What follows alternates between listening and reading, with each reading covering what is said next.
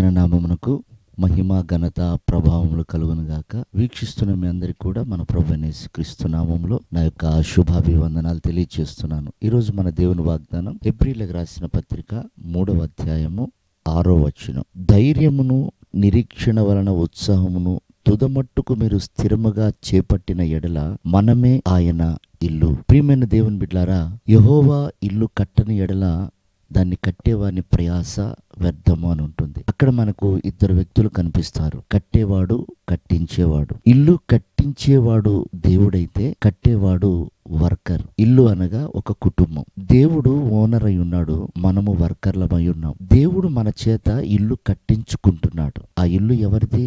మనది కాదు. ఆయన నివాసం చేసుకోవటానికి ఆయన ఇల్లు కట్టించుకుంటున్నాడు. మనం ఏదైనా ఇల్లు కట్టుకున్నామంటే అది మన కొరకు కట్టుకుంటాం, మనం నివసించడానికి కట్టుకుంటాం. మనం ఆయన బిడ్డలము, ఆయన సొత్తు.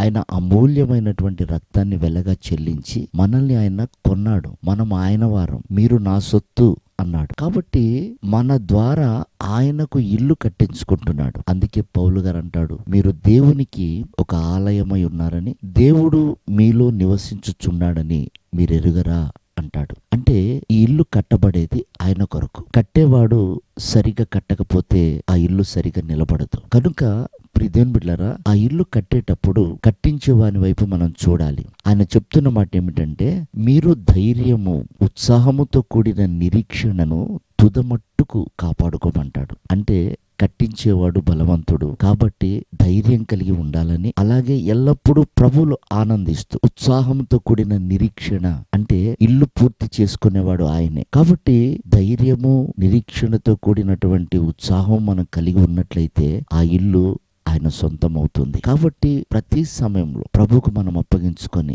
సుఖ దుఃఖాల మధ్యలో, కరువు సమృద్ధి మధ్యలో ఆయన వైపే చూస్తూ ఆయన ఇల్లు పూర్తి చేసుకునేంత వరకు వీటిని మనం గట్టిగా చేపడితే ఆయన ఇంటిగా మార్చబడి ఆయన రాజ్యంలో చేర్చబడతాం. అలాంటి కృప ఈ ఉదయకాలం ప్రభు మనందరికీ అనుగ్రహించి ఆయన రాకడకు సిద్ధపరచును గాక.